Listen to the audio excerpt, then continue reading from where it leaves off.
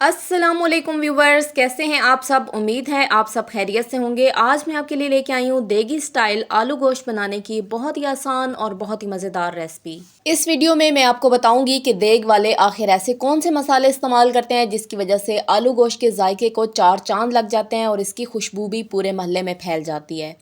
ये बनाना बहुत ही आसान है, बिल्कुल सिंपल इंग्रेडिएंट के साथ मैं आपको ये आलू गोश्त बनाना सिखाऊंगी जो कि जायके में बहुत ही मज़ेदार होते हैं। तो चलिए स्टार्ट करते हैं अपनी रेसिपी। आलू गोश्त बनाने के लिए सबसे पहले यहाँ पे मैंने एक प्रेशर कुकर लिया और इसमें मैं 2 गिलास के करीब पानी शामिल कर देती हूँ। आधा किलो गाय का गोश्त मैं ले रही हूँ और उसके लिए 2 गिलास पानी के काफ़ी हो जाएंगे और इसमें ये गोश्त अच्छे तरीके से गल जाएगा। अब मैं इसमें आधा किलो के करीब गाय का धुला हुआ गोश्त शामिल कर देती हूँ। इसके बाद मैं इसमें लच्छे में कटी हुई प्याज शामिल कर देती हूँ। 2 अदद दरमियाने साइज़ की मैंने प्याज लिया और इनको मैंने लच्छे की शक्ल में काट लिया और इसके साथ ही मैं इसमें 2 से 3 अदद दरमियाने साइज़ के कटे हुए टमाटर भी शामिल कर देती हूँ। 2 खाने के चम्मच मैं इसमें ताज़ा कुटा हुआ लहसुन अदरक का पेस्ट शामिल कर दूँगी।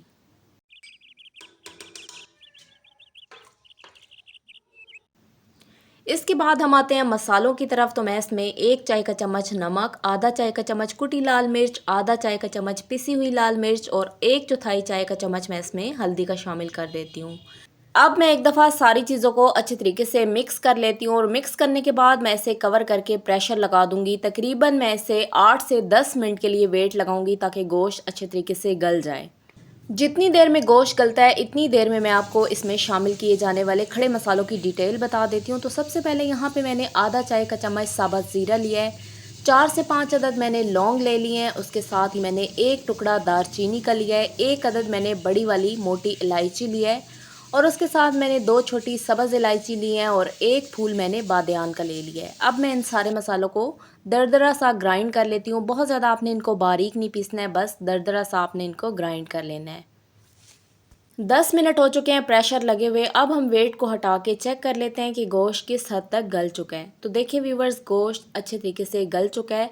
अब मैं दोबारा से फ्लेम को ऑन कर देती हूँ और उसमें 1 कप भर के कुकिंग ऑयल का शामिल कर देती हूँ। इसके साथ ही मैं इसमें खड़े मसाले शामिल कर देती हूँ जिनको मैंने दरदरा सा ग्राइंड कर लिया था। अब आपने अच्छे तरीके से गोश्त की भुनाई करनी है। तो गोश्त की भुनाई करते हुए अगर आपको ज़रूरत महसूस हो कि गोश्त नीचे से लग रहा है तो आप इसमें थोड़ा थोड़ा करके पानी शामिल करते जाएं ताकि भुनाई बहुत ही अच्छे तरीके से हो जाए।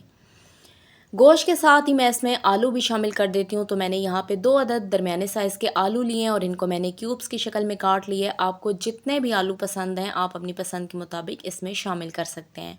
अब आपने दोनों चीज़ों की अच्छी तरीके से भुनाई करनी है। इससे ये होगा कि आलूओं के अंदर तक मसाला जज़्ब हो जाएगा और उनका जायका भी बहुत ही अच्छा बन जाएगा और गोश्त की भुनाई भी अच्छी तरीके से हो जाएगी।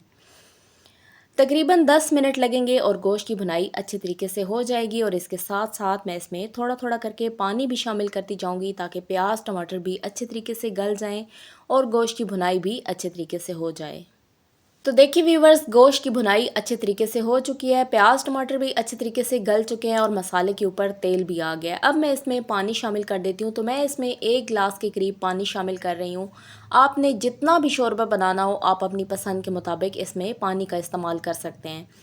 तो मैं इसमें 1 गिलास पानी का शामिल कर देती हूँ और इसके साथ ही मैं इसमें हरी मिर्चें भी शामिल कर देती हूँ ताकि सारे गोश्त के अंदर इसका बहुत ही अच्छा सा टेस्ट आ जाए, क्योंकि हरी मिर्चों का माशाल्लाह से बहुत ही अच्छा टेस्ट और खुशबू होती है। इसके साथ ही मैं इसमें बारीक कटा हुआ हरा धनिया भी शामिल कर देती हूँ। हरा धनिया शामिल करने के बाद अब मैं इसमें आधा चाय का चम्मच पिसा हुआ गरम मसाला और आधा चाय का चम्मच मैं इसमें कसूरी मेथी का भी शामिल कर देती हूँ। तो ये दोनों चीज़ें आपने लाजमी आलू गोश्त में शामिल करनी है। इसकी वजह से इसके टेस्ट में इजाफा हो जाएगा और माशाल्लाह से कसूरी मेथी की वजह से इसकी खुशबू भी बहुत ही अच्छी आएगी। अब मैं दोबारा आलू गोश्त को कवर कर देती हूँ और 2 से 3 मिनट के लिए मज़ीद आपने इसको वेट लगाना है ताकि आलू जो हैं वो भी अच्छे तरीके से गल जाएँ। तो देखिए व्यूवर्स, माशाल्लाह से बहुत ही मज़ेदार हमारा ये आलू गोश्त बनके तैयार हो चुका है। आप भी इस रेसिपी को घर पे ज़रूर ट्राई कीजिएगा, यकीनन सबको बहुत ज़्यादा पसंद आएगी। अगर आपको मेरी ये आलू गोश्त की रेसिपी अच्छी लगी हो तो वीडियो को लाइक और शेयर ज़रूर करें। मेरे चैनल पे नए हैं तो चैनल को सब्सक्राइब करना मत भूलिएगा। आपकी सपोर्ट मेरे लिए बहुत कीमती है। अभी मैं आलू गोश्त को डिश आउट कर लेती हूँ और माशाल्लाह से बहुत ही अच्छी इसकी खुशबू आ रही है। तो आप इस रेसिपी को घर पे ज़रूर ट्राई कीजिएगा और मुझे यकीन है कि अगर आपने मेरी रेसिपी को फॉलो करके आलू गोश्त बनाया तो यकीनन सबको इतना पसंद आएगा कि दोबारा जब भी आप आलू गोश्त बनाएंगे तो आप मेरी रेसिपी को फॉलो करेंगे।